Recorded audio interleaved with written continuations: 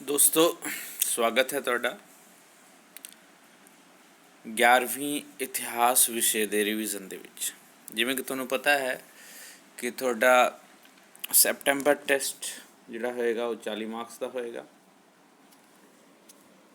ਜਿਹੜਾ question style ਹੈ ਉਹ MCQs ਹੋਣਗੇ, ਮਲਟੀਪਲ ਚੋਇਸ ਕੁਐਸਚਨਸ, ਆਪਸ਼ਨ ਦਿੱਤਾ ਜਾਏਗਾ, ਤੁਸੀਂ ਉਸ ਦੇ ਵਿੱਚੋਂ ਹੀ ਆਨਸਰ ਦੇਣਾ ਹੈ।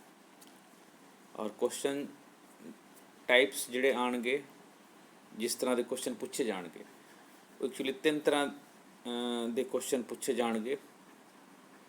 ਪਹਿਲੇ 20 ਕੁਐਸਚਨ ਪੁੱਛੇ ਜਾਣਗੇ ਤੁਹਾਨੂੰ ਨੌਲੇਜ ਬੇਸਡ, 10 ਕੁਐਸਚਨ ਪੁੱਛੇ ਜਾਣਗੇ ਅੰਡਰਸਟੈਂਡਿੰਗ ਬੇਸਡ ਅਤੇ 10 ਪੁੱਛੇ ਜਾਣਗੇ ਐਪਲੀਕੇਸ਼ਨ ਬੇਸਡ। ਇਸ ਤਰੀਕੇ ਨਾਲ ਤੁਹਾਡੇ 40 ਕੁਐਸਚਨ ਬਣਦੇ ਟੋਟਲ 40 ਨੰਬਰ ਦੇ। ਅਤੇ ਆਓ ਫਿਰ ਰਿਵੀਜ਼ਨ ਕਰਦੇ ਹਾਂ ਮੁੱਖ ਕੁਐਸਚਨ ਆਨਸਰਾਂ ਦਾ, ਜੋ ਕਿ ਸਾਡੀ ਟੀਮ ਦੁਆਰਾ ਤਿਆਰ ਕੀਤਾ ਗਿਆ ਹੈ। ਉਹਨਾਂ ਦੇ ਨਾਂ ਇਸ ਦੇ ਵਿੱਚ ਤੁਸੀਂ ਦੇਖ ਸਕਦੇ ਹੋ। ਅਸੀਂ ਸ਼ੁਕਰਗੁਜ਼ਾਰ ਹਾਂ ਇਹਨਾਂ ਸਾਥੀਆਂ ਦੇ ਜਿਨ੍ਹਾਂ ਨੇ ਕੰਟਰੀਬਿਊਸ਼ਨ ਕੀਤੀ ਹੈ ਇਹ PDF ਤਿਆਰ ਕਰਨ ਦੇ ਵਿੱਚ, ਇਹ ਰਿਵੀਜ਼ਨ ਟੈਸਟ ਤਿਆਰ ਕਰਨ ਦੇ ਵਿੱਚ। ਇੰਪੋਰਟੈਂਟ ਕੁਐਸਚਨ ਪਹਿਲੇ ਪਾਠ ਵਿੱਚੋਂ, ਪਹਿਲੇ ਪਾਠ ਦਾ ਨਾਮ ਹੈ ਸਿੰਧੂ ਘਾਟੀ ਦੀ ਸੱਭਿਅਤਾ, ਨੌਲੇਜ ਬੇਸਡ ਕੁਐਸਚਨ ਹੈ। ਸਿੰਧੂ ਘਾਟੀ ਸੱਭਿਅਤਾ ਦੇ ਲੋਕ ਕਿਹੜੇ ਪਸ਼ੂ ਤੋਂ ਜਾਣੂ ਨਹੀਂ ਸਨ? ਅਤੇ ਉੱਤਰ ਆਉਂਦਾ ਹੈ ਘੋੜੇ ਤੋਂ, ਉਹ ਘੋੜੇ ਤੋਂ ਜਾਣੂ ਨਹੀਂ ਸਨ।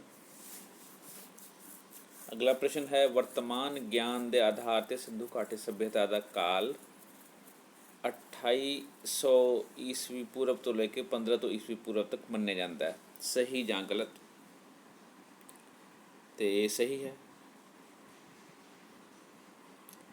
ਅਗਲਾ ਪ੍ਰਸ਼ਨ ਹੈ ਸਿੰਧੂ ਘਾਟੀ ਸੱਭਿਅਤਾ ਦੇ ਲੋਕ ਜ਼ਿਆਦਾਤਰ ਲੋਹੇ ਦੀ ਵਰਤੋਂ ਕਰਦੇ ਸਨ, ਇਹ ਗਲਤ ਹੈ,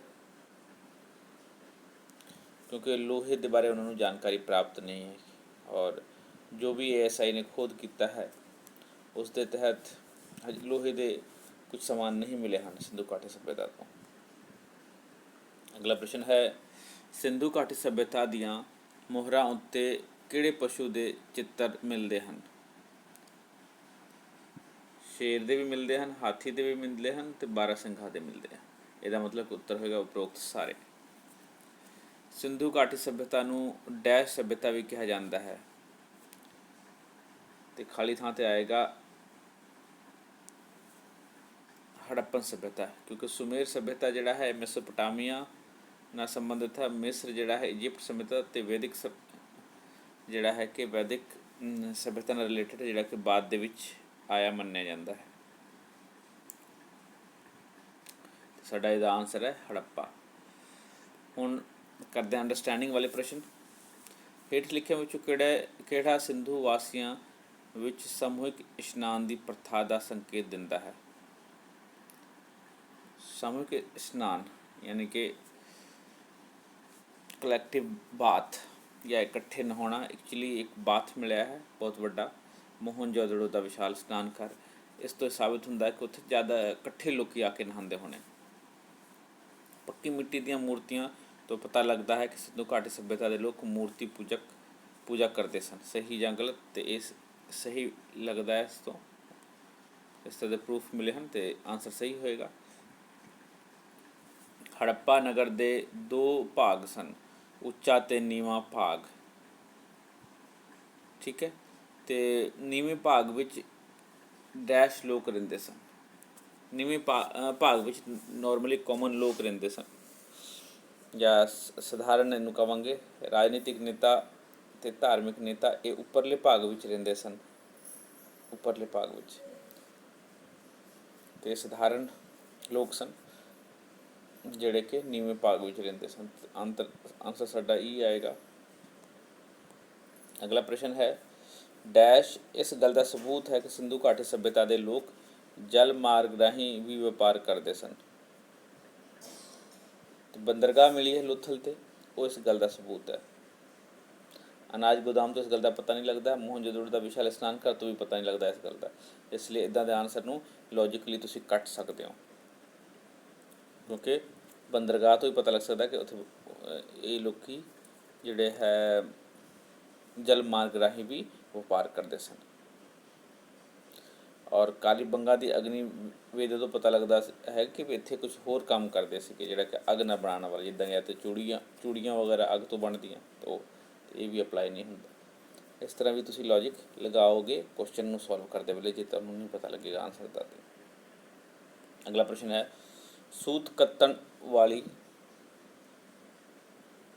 ਤਕਲੀਆਂ ਤੇ ਸੂਤੀ ਕੱਪੜੇ ਦੇ ਟੁਕੜੇ ਇਸ ਗੱਲ ਦਾ ਸੰਕੇਤ ਦਿੰਦੇ ਹਨ ਕਿ ਸਿੰਧੂ ਘਾਟੀ ਦੇ ਲੋਕ ਡੈਸ਼ ਦੀ ਖੇਤੀ ਕਰਦੇ ਸਨ।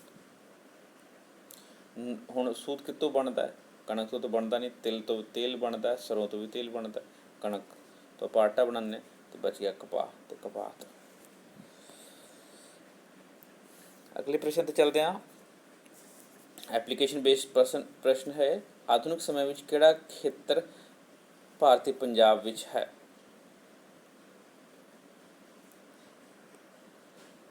ਸੰਗੋਲ, ਰੋਪੜ, ਕੋਟਲਾ ਨਿਹੰਗ ਖਾਨ, ਉਪਰੋਕਤ ਸਾਰੇ, यानी कि सारे ने, तो आंसर आ जाएगा उपरोक्त सारे। ਸਿੰਧੂ ਘਾਟੀ ਸਭਿਅਤਾ ਦੀ ਕਿਹੜੀ ਵਿਸ਼ੇਸ਼ਤਾ ਆਧੁਨਿਕ ਸ਼ਹਿਰਾਂ ਵਿੱਚ ਪਾਈ ਜਾਂਦੀ ਹੈ? ਖੂਹ ਨਹੀਂ ਪਾਈ ਜਾਂਦੀ ਹੈ ਆਧੁਨਿਕ ਸ਼ਹਿਰਾਂ 'ਚ। ਚਿੰਨ੍ਹਾਤਮਕ ਲਿਪੀ ਜਿਹੜੀ ਹੈ ਉਹ ਵੀ ਨਹੀਂ ਪਾਈ ਜਾਂਦੀ ਹੈ। ਨਗਰ ਯੋਜਨਾ ਇਹ ਪਾਈ ਜਾਂਦੀ ਹੈ, ਹੁਣ ਨਗਰ ਨੂੰ ਪਲੈਨਿੰਗ ਕਰਕੇ ਬਣਾਇਆ ਜਾਂਦਾ ਹੈ, ਤੇ ਇਹਦਾ ਆਂਸਰ ਫਿਰ ਇਹੀ ਹੋਏਗਾ। ਅਗਲੇ ਪ੍ਰਸ਼ਨ ਤੇ ਚੱਲਦੇ ਹਾਂ। ਹੜੱਪਾ ਪੱਛਮੀ ਪੰਜਾਬ ਯਾਨੀ ਕਿ ਪਾਕਿਸਤਾਨ ਦੇ ਜ਼ਿਲ੍ਹਾ ਸਾਹੀਵਾਲ ਵਿੱਚ ਰਾਵੀ ਨਦੀ ਦੇ ਕੰਢੇ ਸਥਿਤ ਹੈ। ਹੜੱਪਾ ਕਿੱਥੇ ਸਥਿਤ ਹੈ? ਸਾਹੀਵਾਲ, ਰਾਵੀ ਨਦੀ ਦੇ ਕੰਢੇ। ਇਹ ਸਹੀ ਹੈ। ਅਗਲਾ ਪ੍ਰਸ਼ਨ ਹੈ, ਸਿੰਧੂ ਘਾਟੀ ਸਭਿਅਤਾ ਦੀ ਕਿਹੜੀ ਵਿਸ਼ੇਸ਼ਤਾ ਆਧੁਨਿਕ ਸਮਾਜ ਵਿੱਚ ਪਾਈ ਜਾਂਦੀ ਹੈ? ਸੂਤੀ ਕੱਪੜੇ ਦੀ ਵਰਤੋਂ ਇਹ ਪਾਈ ਜਾਂਦੀ ਹੈ ਅੱਜ ਦੇ ਸਮਾਜ ਦੇ ਵਿੱਚ। ਉੱਨੀ ਕੱਪੜੇ ਦੀ ਵਰਤੋਂ ਵੀ ਪਾਈ ਜਾਂਦੀ ਹੈ ਅੱਜ ਦੇ ਸਮਾਜ ਦੇ ਵਿੱਚ। ਮ੍ਰਿਤਕ ਸੰਸਕਾਰ ਵੀ ਪਾਇਆ ਜਾਂਦਾ ਅੱਜ ਦੇ ਸਮਾਜ ਦੇ ਵਿੱਚ। ਇਹਦਾ ਮਤਲਬ ਸਾਰੇ ਆਨਸਰ ਹੋਣਗੇ। ਸਿੰਧੂ ਘਾਟੀ ਸਭਿਅਤਾ ਦੀ ਪੂਰਬੀ ਸੀਮਾ ਵਿੱਚ ਸਥਿਤ ਆਲਮਗੀਰਪੁਰ ਆਧੁਨਿਕ ਉੱਤਰ ਪ੍ਰਦੇਸ਼ ਵਿੱਚ ਸਥਿਤ ਹੈ। ਇਸ ਆਲਮਗੀਰ ਜਿਹੜਾ ਹੈ ਉੱਤਰ ਪ੍ਰਦੇਸ਼ ਦੇ ਵਿੱਚ ਸਥਿਤ ਹੈ। ਸਹੀ ਹੈ। ਹੁਣ ਇੰਪੋਰਟੈਂਟ ਕੁਐਸਚਨ ਅਗਲੇ ਲੈਸਨ ਦੇ ਵਿੱਚੋਂ, ਭਾਰਤੀ ਆਰੀਆ ਲੋਕ ਕਿਹੜੇ ਗ੍ਰੰਥ ਦੀ ਰਚਨਾ ਰਿਗਵੈਦਿਕ ਕਾਲ ਵਿੱਚ ਹੋਈ ਸੀ? ਤੇ ਰਿਗਵੈਦਿਕ ਕਾਲ, ਰਿਗਵੇਦ, ਇਸ ਨੂੰ ਵੈਦਿਕ ਕਾਲ ਵੀ ਕਿਹਾ ਜਾਂਦਾ ਹੈ, ਯਾਦ ਰੱਖਣਾ। ਇਹ ਮੰਨਿਆ ਜਾਂਦਾ ਹੈ ਸਭ ਤੋਂ ਪਹਿਲਾਂ ਰਿਗਵੇਦ ਦੀ ਰਚਨਾ ਹੋਈ ਤੇ ਬਾਅਦ ਦੇ ਵਿੱਚ ਸਾਮਵੇਦ, ਯਜੁਰਵੇਦ ਤੇ ਅਥਰਵਵੇਦ ਦੀ ਹੋਈ। ਇਹਦਾ ਮਤਲਬ ਇਹ ਤਿੰਨਾਂ ਦੀ ਬਾਅਦ ਦੇ ਹੋਈ ਤੇ ਵੈਦਿਕ ਕਾਲ ਜਾਂ ਰਿਗਵੈਦਿਕ ਕਾਲ ਦੇ ਵਿੱਚ ਰਿਗਵੇਦ ਦੀ ਰਚਨਾ ਹੋਈ। ਰਿਗਵੈਦਿਕ ਕਾਲ ਵਿੱਚ ਸਭਾ ਅਤੇ ਸੰਮਤੀ ਮਹੱਤਵਪੂਰਨ ਸੰਸਥਾਵਾਂ ਸਨ, ਜਿਨ੍ਹਾਂ ਦਾ ਮਹੱਤਵ ਉੱਤਰ ਵੈਦਿਕ ਕਾਲ ਵਿੱਚ ਘੱਟ ਹੋ ਗਿਆ ਸੀ। ਸਭਾ ਅਤੇ ਸੰਮਤੀ, ਤੇ ਇਹਦਾ ਆਨਸਰ ਹੈ ਸਹੀ। ਉੱਤਰ ਵੈਦਿਕ ਕਾਲ ਵਿੱਚ ਲੋਹੇ ਦਾ ਪ੍ਰਯੋਗ ਸ਼ੁਰੂ ਹੋ ਗਿਆ ਸੀ, ਇਹ ਵੀ ਸਹੀ ਹੈ। ਵੈਦਿਕ ਕਾਲ ਵਿੱਚ ਮਨੁੱਖੀ ਜੀਵਨ ਦੇ ਡੈਸ਼ ਆਸ਼ਰਮ ਮੰਨੇ ਜਾਂਦੇ ਸਨ, 4 ਆਸ਼ਰਮ। ਉਹ 4 ਆਸ਼ਰਮ ਕਿਹੜੇ ਸਨ? ਉਸ ਦਾ ਉੱਤਰ ਤੁਸੀਂ ਕਮੈਂਟ ਕਰਕੇ ਦੇ ਸਕਦੇ ਹੋ। 4 ਆਸ਼ਰਮ ਕਿਹੜੇ ਸਨ? ਠੀਕ ਹੈ, 4 ਆਸ਼ਰਮ ਦਾ ਕਮੈਂਟ ਕਰਕੇ ਜ਼ਰੂਰ ਦੱਸਣਾ ਤੁਸੀਂ। ਅੱਗੇ ਚੱਲਦੇ ਹਾਂ। ਰਿਗਵੇਦ ਵਿੱਚ ਕਿਹੜੀ ਨਦੀ ਦਾ ਨਾਮ ਨਹੀਂ ਆਉਂਦਾ? ਤਾਪਤੀ ਨਦੀ ਦਾ ਨਾਮ ਨਹੀਂ ਆਉਂਦਾ ਹੈ। ਸਤਲੁਜ ਦਾ, ਰਾਵੀ ਦਾ, ਬਿਆਸ ਦਾ ਹੈ, ਤਾਪੀ ਦਾ ਜਾਂ ਤਾਪਤੀ ਦਾ ਨਹੀਂ ਆਉਂਦਾ। ਹੁਣ ਆ ਜਾਂਦੇ ਅੰਡਰਸਟੈਂਡਿੰਗ ਬੇਸ ਕੁਐਸਚਨ ਤੇ ਇਸ ਚੈਪਟਰ 'ਚੋਂ। ਰਿਗਵੇਦ ਵਿੱਚ ਭਾਰਤ ਦੇ ਹੋਰਨਾਂ ਖੇਤਰ ਦੇ ਬਜਾਏ ਪੰਜਾਬ ਦੇ ਭੂਗੋਲ ਦੀ ਜਾਣਕਾਰੀ ਸਭ ਤੋਂ ਵੱਧ ਮਿਲਦੀ ਹੈ, ਕਿਉਂਕਿ ਰਿਗਵੇਦ ਦੀ ਰਚਨਾ ਡੈਸ਼ ਧਰਤੀ 'ਤੇ ਹੋਈ ਹੈ, ਯਾਨੀ ਕਿ ਪੰਜਾਬ 'ਤੇ ਹੋਈ ਹੈ। ਭਾਰਤ ਵਿੱਚ ਆਰਿਆ ਸਭਿਅਤਾ ਦੀ ਜਾਣਕਾਰੀ ਦਾ ਸਭ ਤੋਂ ਅਹਿਮ ਸਰੋਤ ਰਿਗਵੇਦ ਹੈ। ਸਹੀ ਹੈ। ਅਗਲਾ ਪ੍ਰਸ਼ਨ ਹੈ, ਰਿਗਵੇਦ ਕਾਲ ਵਿੱਚ ਯੁੱਧ ਦਾ ਦੇਵਤਾ ਕਿਹੜਾ ਸੀ ਜੋ ਉੱਤਰ ਵੈਦਿਕ ਕਾਲ ਵਿੱਚ ਵਰਖਾ ਦੇ ਦੇਵਤੇ ਵਜੋਂ ਪੂਜਿਆ ਜਾਣ ਲੱਗ ਪਿਆ? ਤੇ ਇੰਦਰ। ਇਸ ਵੇਲੇ ਵੀ ਆਪਾਂ ਇੰਦਰ ਨੂੰ ਜਿਹੜਾ ਵਰਖਾ ਦਾ ਦੇਵਤਾ ਮੰਨਦੇ ਹਾਂ, ਪਰ ਇਹ ਰਿਗਵੈਦਿਕ ਕਾਲ ਦੇ ਵਿੱਚ ਯੁੱਧ ਦਾ ਦੇਵਤਾ ਸੀ। ਅਸੀਂ ਕਈ ਨਾਟਕਾਂ 'ਚ ਵੀ ਦੇਖਿਆ ਹੈ, ਧਾਰਮਿਕ ਨਾਟਕਾਂ 'ਚ। ਅਗਲਾ ਪ੍ਰਸ਼ਨ ਹੈ, ਕਿਹੜੀ ਸਮਾਜਿਕ ਬੁਰਾਈ ਦਾ ਜਨਮ ਉੱਤਰ ਵੈਦਿਕ ਕਾਲ ਵਿੱਚ ਹੋਇਆ? ਉੱਤਰ ਹੈ ਜਾਤੀ ਪ੍ਰਥਾ ਦਾ, ਜੋ ਕਿ ਅਜੇ ਤੱਕ ਚੱਲਦਾ ਪਿਆ ਸਾਡੇ ਦੇਸ਼ ਦੇ ਵਿੱਚ, ਇੱਕ ਬਹੁਤ ਵੱਡੀ ਬੁਰਾਈ ਹੈ। ਅੱਗੇ ਵੈਦਿਕ ਆਰੀਆ ਯੁੱਧ ਵਿੱਚ ਕਿਸ ਪਸ਼ੂ ਦੀ ਵਰਤੋਂ ਕਰਦੇ ਸਨ, ਜਿਸ ਬਾਰੇ ਸਿੰਧੂ ਘਾਟੀ ਦੇ ਲੋਕ ਜਾਣਦੇ ਨਹੀਂ ਸਨ? ਉਹ ਘੋੜੇ ਦਾ ਵਰਤੋਂ ਕਰਦੇ ਸਨ।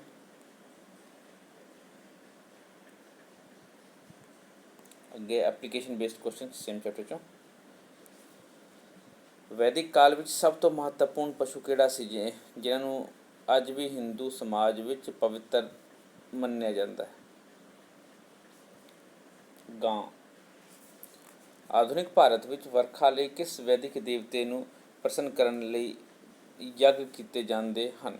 ਆਧੁਨਿਕ ਕਾਲ ਦੇ ਵਿੱਚ ਯਾਦ ਰੱਖਣਾ। ਤੇ ਇੰਦਰ ਦੇਵਤਾ, ਜਿਹੜਾ ਕਿ ਉਸ ਵੇਲੇ ਯੁੱਧ ਦਾ ਦੇਵਤਾ ਹੁੰਦਾ ਸੀ।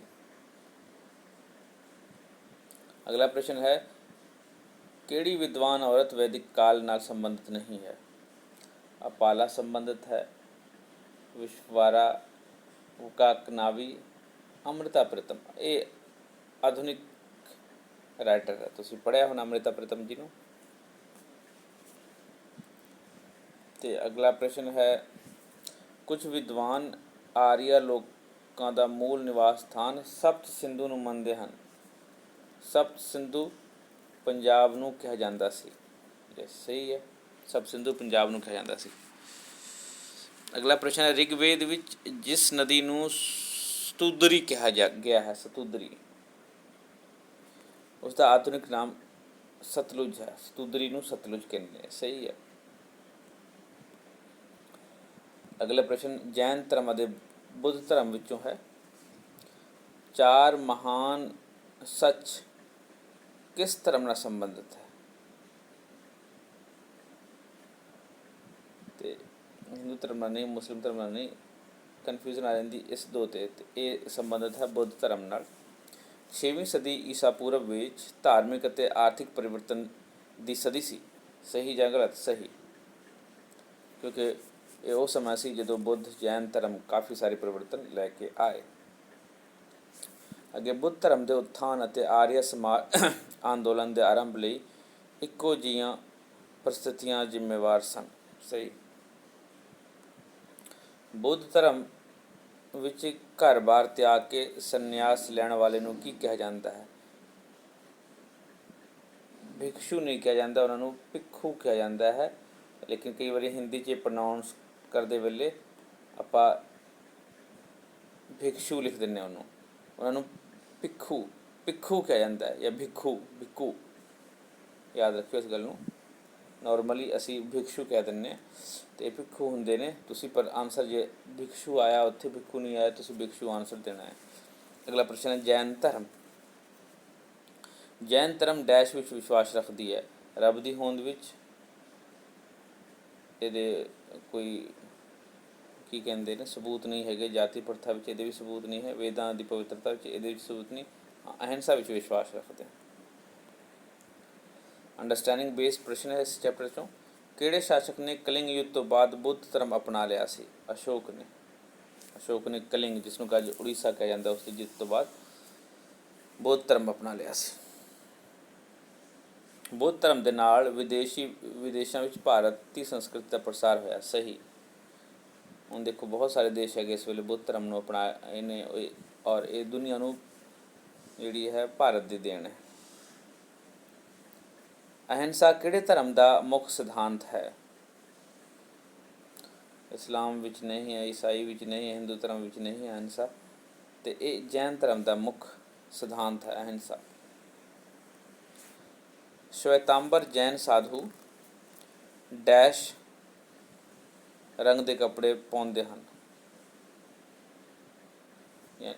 ਲਾਲ ਨਹੀਂ, ਕਾਲੇ ਨਹੀਂ, ਹਰੇ ਨਹੀਂ, ਸਫੇਦ, ਚਿੱਟੇ। ਸ਼ਵੇਤ ਦਾ ਮਤਲਬ ਹੀ ਸਫੇਦ ਹੁੰਦਾ ਹੈ, ਇਸ ਗੱਲ ਨੂੰ ਯਾਦ ਰੱਖਿਓ। ਸ਼ਵੇਤ ਦਾ ਮਤਲਬ ਹੀ, ਸ਼ਵੇਤਾਂਬਰ ਜਿਹੜੇ ਚਿੱਟੇ ਕੱਪੜੇ ਧਾਰੀ ਹੁੰਦੇ ਨੇ ਉਹ ਸਾਧੂ ਹੁੰਦੇ ਨੇ ਜੈਨ ਧਰਮ ਦੇ ਵਿੱਚ, ਸ਼ਵੇਤਾਂਬਰ। ਸਵੇਤ ਦਾ ਮਤਲਬ ਹੀ ਸਫੇਦ ਹੁੰਦਾ ਹੈ, ਯਾਦ ਰੱਖਣਾ। ਜਿਸ ਤਰ੍ਹਾਂ ਸਿੱਖ ਗੁਰੂ ਸਾਹਿਬਾਨ ਨੇ ਸਥਾਨਕ ਭਾਸ਼ਾ ਪੰਜਾਬੀ ਵਿੱਚ ਉਪਦੇਸ਼ ਦਿੱਤੇ, ਉਸੇ ਤਰ੍ਹਾਂ ਸਵਾਮੀ ਮਹਾਵੀਰ ਜੀ ਨੇ ਵੀ ਸੰਸਕ੍ਰਿਤ ਦੇ ਬਜਾਏ ਡੈਸ਼ ਭਾਸ਼ਾ ਵਿੱਚ ਉਪਦੇਸ਼ ਦਿੱਤੇ। ਉਹਨਾਂ ਦੀ ਭਾਸ਼ਾ ਸੀਗੀ ਪ੍ਰਕ੍ਰਿਤ। ਫਾਰਸੀ ਨਹੀਂ ਸੀ, ਅਰਬੀ ਨਹੀਂ ਸੀ, ਸੰਸਕ੍ਰਿਤ ਵੀ ਨਹੀਂ ਸੀ। ਵਿਦਵਾਨਾਂ ਦਾ ਮੰਨਣਾ ਹੈ, ਕਈ ਸਾਰੇ ਵਿਦਵਾਨਾਂ ਦਾ, ਕਿ ਸੰਸਕ੍ਰਿਤ ਦੇ ਵਿੱਚ ਪ੍ਰਕ੍ਰਿਤ ਅਤੇ ਪਾਲੀ ਦੇ ਸ਼ਬਦ ਆਉਂਦੇ ਨੇ, ਅਤੇ ਪਾਲੀ ਅਤੇ ਪ੍ਰਕ੍ਰਿਤ ਵਿੱਚ ਸੰਸਕ੍ਰਿਤ ਦੇ ਸ਼ਬਦ ਨਹੀਂ ਆਉਂਦੇ, ਅਤੇ ਇਹ ਸੰਸਕ੍ਰਿਤ ਭਾਸ਼ਾ ਜਿਹੜੀ ਹੈ ਬਾਅਦ ਦੇ ਵਿੱਚ ਘੜੀ ਗਈ ਭਾਸ਼ਾ ਹੈ। ਅਗਲਾ ਪ੍ਰਸ਼ਨ ਹੈ ਐਪਲੀਕੇਸ਼ਨ ਬੇਸਡ। ਆਧੁਨਿਕ ਸਮੇਂ ਵਿੱਚ ਕਿਹੜੇ ਦੇਸ਼ ਵਿੱਚ ਬੁੱਧ ਧਰਮ ਦੇ ਪੈਰੋਕਾਰ ਦੀ ਅਧਿਕ ਸੰਖਿਆ ਪਾਈ ਜਾਂਦੀ ਹੈ? ਸ਼੍ਰੀਲੰਕਾ ਵਿੱਚ ਸਹੀ ਹੈ, ਮਿਆਂਮਾਰ ਵਿੱਚ ਸਹੀ ਹੈ, ਥਾਈਲੈਂਡ ਵਿੱਚ ਸਹੀ ਹੈ, ਯਾਨੀ ਕਿ ਉਪਰੋਕਤ ਸਾਰੇ ਵਿੱਚ। ਆਧੁਨਿਕ ਸਮੇਂ ਵਿੱਚ ਭਾਰਤ ਤੋਂ ਬਾਹਰ ਬੁੱਧ ਧਰਮ ਦੀ ਡੈਸ਼ ਸ਼ਾਖਾ ਦਾ ਪ੍ਰਸਾਰ ਹੋਇਆ? ਮਹਾਯਾਨ ਸ਼ਾਖਾ ਦਾ। ਭਾਰਤ ਤੋਂ ਬਾਹਰ ਮਹਾਯਾਨ ਸ਼ਾਖਾ ਦਾ ਪ੍ਰਸਾਰ ਜ਼ਿਆਦਾ ਹੋਇਆ, ਯਾਦ ਰੱਖਣਾ ਇਸ ਗੱਲ ਨੂੰ। ਅੱਗੇ, ਕਿਹੜੇ ਪ੍ਰਾਂਤ ਜੈਨ ਧਰਮ ਦੇ ਪੈਰੋਕਾਰਾਂ ਦੀ ਜਨਸੰਖਿਆ ਸਭ ਤੋਂ ਵੱਧ ਹੈ? ਕਿਹੜੇ ਪ੍ਰਾਂਤ ਵਿੱਚ? ਹਿਮਾਚਲ ਪ੍ਰਦੇਸ਼ ਵਿੱਚ ਨਹੀਂ, ਇੱਥੇ ਜ਼ਿਆਦਾ ਹਿੰਦੂ ਨੇ। ਕੇਰਲਾ ਦੇ ਵਿੱਚ ਨਹੀਂ, ਇੱਥੇ ਜ਼ਿਆਦਾ ਮੁਸਲਮਾਨ ਨੇ। ਠੀਕ ਹੈ, ਪੰਜਾਬ ਵਿੱਚ ਨਹੀਂ, ਇੱਥੇ ਜ਼ਿਆਦਾ ਸਿੱਖ ਨੇ, ਅਤੇ ਮਹਾਰਾਸ਼ਟਰ। ਅੱਗੇ ਚੱਲਦੇ ਹਾਂ। ਜੈਨ ਧਰਮ ਦੇ ਲੋਕਾਂ ਵਿੱਚ ਦੂਜੇ ਧਰਮਾਂ ਦੇ ਮੁਕਾਬਲੇ ਸਾਖਰਤਾ ਦਰ ਵੱਧ ਹੈ, ਸਹੀ ਜਾਂ ਗਲਤ? ਬਿਲਕੁਲ ਸਹੀ ਹੈ। ਅਗਲਾ ਪ੍ਰਸ਼ਨ, ਕਿਹੜੇ ਦੇਸ਼ ਵਿੱਚ ਬੁੱਧ ਧਰਮ ਦੇ ਪੈਰੋਕਾਰਾਂ ਦੀ ਜਨਸੰਖਿਆ ਸਭ ਤੋਂ ਵੱਧ ਹੈ? ਚੀਨ ਦੇ ਵਿੱਚ। ਬੁੱਧ ਨੂੰ ਮੰਨਣ ਵਾਲੇ ਸਭ ਤੋਂ ਜ਼ਿਆਦਾ ਨੇ। ਅਗਲਾ ਪ੍ਰਸ਼ਨ ਆ ਜਾਂਦੇ, ਅਗਲਾ ਚੈਪਟਰ ਹੈ ਮੌਰਿਆ ਕਾਲ, ਨੌਲੇਜ ਬੇਸਡ ਪ੍ਰਸ਼ਨ। ਕਿਹੜੇ ਸਰੋਤ ਮੌਰਿਆ ਕਾਲ ਦੀ ਜਾਣਕਾਰੀ ਦਿੰਦੇ ਹਨ? ਅਰਥ ਸ਼ਾਸਤਰ, ਇੰਡਿਕਾ, ਮੁਦਰਾ ਰਾਕਸ਼ਸਾ, ਸਾਰੇ। ਤਾਂ ਆਂਸਰ ਈ ਹੋਏਗਾ। ਮੌਰਿਆ ਸਾਮਰਾਜ ਦੀ ਸਥਾਪਨਾ ਕਿਸ ਨੇ ਕੀਤੀ ਸੀ? ਉੱਤਰ ਹੈ ਅਸ਼ੋਕ ਨੇ। ਨਹੀਂ, ਇਹਦੇ ਦਾਦੇ ਨੇ, ਚੰਦਰਗੁਪਤ ਮੌਰਿਆ ਨੇ। ਅਸ਼ੋਕ ਦਾ ਬਾਪ ਸੀ ਬਿੰਦੂਸਾਰ ਹੈ, ਔਰ ਬਿੰਦੂਸਾਰ ਦਾ ਬਾਪ ਸੀ ਚੰਦਰਗੁਪਤ। ਬ੍ਰਿਹਦਰਥ ਜਿਹੜਾ ਸੀਗਾ ਇਹ ਮੌਰਿਆ ਸ਼ਾਸਕ, ਲਾਸਟ ਮੌਰਿਆ ਸ਼ਾਸਕ ਸੀ, ਜਿਸ ਨੂੰ ਮਾਰ ਕੇ ਪੁਸ਼ਯਮਿਤਰ ਸੁੰਗ ਨੇ ਸੁੰਗਾ ਵੰਸ਼ ਦੀ ਸਥਾਪਨਾ ਕੀਤੀ ਮੰਨਿਆ ਜਾਂਦਾ ਹੈ, ਅਤੇ ਚੰਦਰਗੁਪਤ ਮੌਰਿਆ ਨੇ ਸਥਾਪਨਾ ਕੀਤੀ ਸੀ। ਅੱਗੇ, ਅਸ਼ੋਕ ਦੇ ਪਿਤਾ ਦਾ ਨਾਮ ਬਿੰਦੂਸਾਰ ਸੀ, ਸਹੀ ਹੈ। ਅਗਲਾ ਪ੍ਰਸ਼ਨ ਹੈ ਮੌਰਿਆ ਕਾਲ ਵਿੱਚ ਡੈਸ਼ ਉੱਚ ਸਿੱਖਿਆ ਦਾ ਕੇਂਦਰ ਸੀ? ਤਕਸ਼ਿਲਾ। ਬਾਅਦ ਦੇ ਵਿੱਚ ਪਾਟਲੀਪੁੱਤਰ ਵੀ ਬਣਿਆ, ਜੰਮੂ, ਲਾਹੌਰ ਨਹੀਂ, ਅਤੇ ਇਹ ਤਕਸ਼ਿਲਾ ਦਾ ਆਂਸਰ ਹੈ। ਸਾਂਚੀ ਦੇ ਸਤੂਪ ਦਾ ਨਿਰਮਾਣ ਡੈਸ਼ ਕਾਲ ਵਿੱਚ ਹੋਇਆ ਸੀ? ਮੌਰਿਆ ਕਾਲ ਵਿੱਚ। ਅੰਡਰਸਟੈਂਡਿੰਗ ਬੇਸਡ ਪ੍ਰਸ਼ਨ ਹੈ। ਪੋਰਸ ਨੇ ਬਹਾਦਰੀ ਨਾਲ ਸਿਕੰਦਰ ਦੀ ਸੈਨਾ ਦਾ ਟਾਕਰਾ ਕੀਤਾ, ਪਰੰਤੂ ਉਹ ਹਾਰ ਗਿਆ। ਪੋਰਸ ਦੀ ਹਾਰ ਦਾ ਅਹਿਮ ਕਾਰਨ ਕਿਹੜਾ ਸੀ? ਯੁੱਧ ਵਿੱਚ ਤੋਪਾਂ ਦੀ ਵਰਤੋਂ ਕਰਨਾ, ਯੁੱਧ ਵਿੱਚ ਹਾਥੀਆਂ ਦੀ ਵਰਤੋਂ ਕਰਨਾ। ਯਸ, ਇਹੀ ਮੰਨਿਆ ਜਾਂਦਾ ਹੈ ਕਿ ਹਾਥੀ ਵਿਦਕ ਗਏ ਅਤੇ ਉਸ ਤੋਂ ਬਾਅਦ ਪ੍ਰੋਬਲਮ ਹੋਈ। ਉਸ ਤੋਂ ਬਾਅਦ ਹੈ ਕਿਹੜੇ ਸ਼ਾਸਕਾਂ ਨੇ ਕਲਿੰਗ ਯੁੱਧ ਤੋਂ ਬਾਅਦ ਬੁੱਧ ਧਰਮ ਅਪਣਾ ਲਿਆ ਸੀਗਾ? ਉਹ ਅਸ਼ੋਕ ਹੈ। ਅਸ਼ੋਕ ਨੇ ਡੈਸ਼ ਧਰਮ ਨੂੰ ਆਪਣਾ ਰਾਜ ਧਰਮ ਬਣਾਇਆ ਸੀ? ਬੁੱਧ ਧਰਮ ਨੂੰ। ਕਿਸ ਰਾਜੇ ਦੇ ਪਤਨ ਲਈ ਦਮਨਕਾਰੀ ਸ਼ਾਸਨ ਅਤੇ ਵਿੱਤੀ ਸੰਕਟ ਸਭ ਤੋਂ ਅਹਿਮ ਕਾਰਨ ਹੁੰਦੇ ਹਨ? ਮੌਰਿਆ ਸਾਮਰਾਜ ਦੇ ਪਤਨ ਸੰਬੰਧੀ ਵੀ ਇਹ ਕਥਨ ਸੱਚ ਹੈ? ਕਿਸ ਰਾਜ ਦੇ ਪਤਨ ਲਈ ਦਮਨਕਾਰੀ ਸ਼ਾਸਨ ਅਤੇ ਵਿੱਤੀ ਸੰਕਟ ਸਭ ਤੋਂ ਅਹਿਮ ਕਾਰਨ ਹੁੰਦੇ ਹਨ? ਸਹੀ ਹੈ, ਉਸ ਵੇਲੇ ਵਿੱਤੀ ਸੰਕਟ ਸੀ, ਅਤੇ ਦਮਨਕਾਰੀ ਸ਼ਾਸਨ ਦੇ ਸੰਬੰਧ ਦੇ ਵਿੱਚ ਜਿਹੜੀ ਹੈ ਗੱਲ ਹੈ ਇਹ ਭ੍ਰਾਂਤੀ ਵਾਲੀ ਹੈ, ਕਿਉਂਕਿ ਇਸ ਦੇ ਵਿੱਚ ਕਈ ਪਹਿਲੂ ਹੈਗੇ ਇਤਿਹਾਸ ਦੇ, ਪਰ ਇੱਥੇ ਤੋਂ ਆਪਾਂ ਸੱਚ ਲੈ ਕੇ ਚੱਲਾਂਗੇ ਇਸ ਨੂੰ। ਮੌਰਿਆ ਸ਼ਾਸਕ ਡੈਸ਼ ਨੇ ਆਪਣੇ ਪ੍ਰਾਣ ਜੈਨ ਧਰਮ ਦੇ ਵਿਧਾਨ ਅਨੁਸਾਰ ਤਿਆਗੇ ਸਨ? ਮੌਰਿਆ ਸ਼ਾਸਕ ਪਹਿਲਾ ਯਾਨੀ ਕਿ ਚੰਦਰਗੁਪਤ ਮੌਰਿਆ, ਉਹ ਜੈਨ ਧਰਮ ਦੇ ਹਿਸਾਬ ਨਾਲ ਉਹਨਾਂ ਨੇ ਆਪਣਾ ਪ੍ਰਾਣ ਤਿਆਗੇ ਸਨ, ਆਪਣੀ ਜਾਨ ਦਿੱਤੀ ਸੀ, ਭੁੱਖੇ ਰਹਿ ਕੇ ਸਾਊਥ ਵਿੱਚ ਚਲੇ ਗਏ ਸਨ, ਨਾਂ ਹੈ ਸਰਵਣ ਬੇਲਾਗੋਲਾ, ਉੱਥੇ ਜਾ ਕੇ ਉਹਨਾਂ ਨੇ ਪ੍ਰਾਣ ਤਿਆਗਿਆ ਸੀ। ਐਪਲੀਕੇਸ਼ਨ ਬੇਸਡ ਪ੍ਰਸ਼ਨ ਹੈ ਇਸ ਚੈਪਟਰ 'ਚੋਂ। ਭਾਰਤ ਦੇ ਆਧੁਨਿਕ ਸ਼ਹਿਰਾਂ ਵਿੱਚੋਂ ਕਿਹੜਾ ਅਸ਼ੋਕ ਦਾ ਵਸਾਇਆ ਹੋਇਆ ਹੈ? ਸ਼੍ਰੀਨਗਰ, ਜਿਹੜਾ ਕਿ ਕਸ਼ਮੀਰ 'ਚ ਹੈ। ਅੱਗੇ ਹੈ, ਅਸ਼ੋਕ ਦੇ ਧੰਮ ਦੇ ਕਿਹੜੇ ਸਿਧਾਂਤ ਆਧੁਨਿਕ ਧਰਮਾਂ ਵਿੱਚ ਵੀ ਮਿਲਦੇ ਹਨ? ਵੱਡਿਆਂ ਦਾ ਸਤਿਕਾਰ, ਛੋਟਿਆਂ ਪ੍ਰਤੀ ਪ੍ਰੇਮ, ਲੋੜਵੰਦ ਨੂੰ ਦਾਨ ਦੇਣਾ। ਇਹਦਾ ਮਤਲਬ ਉਪਰੋਕਤ ਸਾਰੇ ਆ, ਹਜੇ ਵੀ ਮਿਲਦੇ ਹਨ। ਮੌर्य ਸਾਮਰਾਜ ਦੀ ਰਾਜਧਾਨੀ ਪਾਟਲੀਪੁੱਤਰ ਦਾ ਆਧੁਨਿਕ ਨਾਮ ਪਟਨਾ ਹੈ। ਸਹੀ ਹੈ। ਬਿਹਾਰ ਵਿੱਚ ਸਥਿਤ ਹੈ। ਬਿਹਾਰ ਦੀ ਰਾਜਧਾਨੀ ਹੈ ਪਟਨਾ ਇਸ ਵੇਲੇ। ਭਾਰਤ ਦਾ ਰਾਜ ਚਿੰਨ੍ਹ ਡੈਸ਼ ਸਤੰਭ ਤੋਂ ਲਿਆ ਗਿਆ ਹੈ। ਜਿਹੜਾ ਸਾਡਾ ਸ਼ੇਰਾਂ ਵਾਲਾ ਚਿੰਨ੍ਹ ਹੈ, ਇਹ ਸਾਰਨਾਥ ਸਤੰਭ ਤੋਂ ਲਿਆ ਗਿਆ। ਅਗਲਾ ਪ੍ਰਸ਼ਨ ਹੈ, ਕਲਿੰਗਾ ਦਾ ਸੰਬੰਧ ਆਧੁਨਿਕ ਉੜੀਸਾ ਨਾਲ ਹੈ। ਬਿਲਕੁਲ ਸਹੀ ਹੈ। ਗੁਪਤਾ ਕਾਲ, ਸੁੰਗ ਸਾਮਰਾਜ ਦੀ ਨੀਂਹ ਕਿਸ ਨੇ ਰੱਖੀ ਸੀ? ਪੁਸ਼ਯਾਮਿਤਰ ਸੁੰਗ ਨੇ ਰੱਖੀ ਸੀ। ਗੁਪਤ ਵੰਸ਼ ਦਾ ਪਹਿਲਾ ਮਹਾਨ ਸ਼ਾਸਕ ਚੰਦਰਗੁਪਤ ਪਹਿਲਾ ਸੀ। ਸਹੀ ਹੈ। ਵਰਾਹਮਿਹਿਰ ਗੁਪਤ ਕਾਲ ਦਾ ਪ੍ਰਸਿੱਧ ਵਿਗਿਆਨੀ ਸੀ, ਖਗੋਲ ਵਿਗਿਆਨੀ ਸੀ, ਜਿਸ ਨੂੰ ਪੰਚ ਸਿਧਾਤਮਕ ਨਾਮੀ ਪੁਸਤਕ ਲਿਖੀ। ਪੰਚ ਸਿਧਾਂਤਕ। ਮਹਾਨ ਜੇਤੂ ਹੋਣ ਕਾਰਨ ਸਮੁਦਰਗੁਪਤ ਨੂੰ ਭਾਰਤ ਦਾ ਨੈਪੋਲੀਅਨ ਕਿਹਾ ਜਾਂਦਾ। ਬਿਲਕੁਲ ਸਹੀ ਹੈ। ਇਹਨਾਂ ਨੇ ਹੀ ਆਪਣੇ ਸਿੱਕੇ ਚਲਾਏ ਸੀਗੇ, ਔਰ ਇਹਨਾਂ ਦੇ ਸਿੱਕੇ ਅਤੇ ਇਹਨਾਂ ਨੂੰ ਪਾਣੀ ਦੇ ਵਿੱਚ ਜਿਹੜਾ ਇਸ ਵੇਲੇ ਆਪਾਂ ਦੇਖਦੇ ਹਾਂ ਵਿਸ਼ਨੂੰ ਜੀ ਵਾਂਗ ਬੈਠੇ ਹੋਏ ਨਾਗ, ਅਤੇ ਉਹ ਵਾਲਾ ਸਿੱਕਾ ਸਭ ਤੋਂ ਪਹਿਲਾਂ ਇਹਨਾਂ ਨੇ ਚਲਾਇਆ ਸੀ, ਆਪਣੇ ਆਪ ਨੂੰ ਦਰਸਾਉਂਦੇ ਹੋਏ, ਸਮੁਦਰਗੁਪਤ ਨੇ।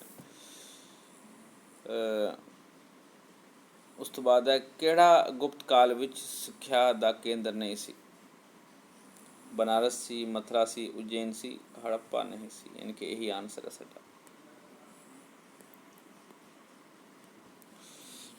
ਕਾਲੀਦਾਸ ਗੁਪਤ ਕਾਲੀਨ ਪ੍ਰਸਿੱਧ ਨਾਟਕਕਾਰ ਸੀ, ਜਿਸ ਨੇ ਡੈਸ਼ ਨਾਮਕ ਨਾਟਕ ਲਿਖਿਆ। ਸ਼ਕੁੰਤਲਾ ਨਾਮਕ।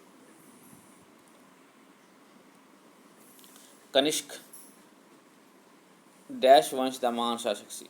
ਮੁਗਲ ਦਾ ਨਹੀਂ ਸੀ, ਮੰਗੋਲ ਵੀ ਨਹੀਂ ਸੀ, ਨਾਗਵੰਸ਼ ਨਹੀਂ ਸੀ, ਯਾਨੀ ਕਿ ਕੁਸ਼ਾਨ ਵੰਸ਼ ਦਾ ਸ਼ਾਸਕ ਸੀ ਕਨਿਸ਼ਕ। ਅੱਗੇ ਗੁਪਤਾ ਕਾਲੀਨ ਭਵਨ ਨਿਰਮਾਣ ਕਲਾ ਦਾ ਉੱਤਮ ਉਦਾਹਰਣ ਡੈਸ਼ ਹੈ? ਮੰਦਰ ਹਨ। ਗੁਪਤਾ ਕਾਲ ਦੇ ਵਿੱਚ ਬਹੁਤ ਮੰਦਰ ਬਣੇ ਸਨ। ਮੁਗਲਾਂ ਦੇ ਕਾਲ 'ਚ ਮਸਜਿਦ, ਮਹਾਰਾਜਾ ਰਣਜੀਤ ਸਮੇਂ ਗੁਰਦੁਆਰੇ, ਔਰ ਚਰਚ ਨਾਰਮਲੀ ਅੰਗਰੇਜ਼ਾਂ ਦੇ ਟਾਈਮ 'ਚ ਜ਼ਿਆਦਾ ਬਣੇ।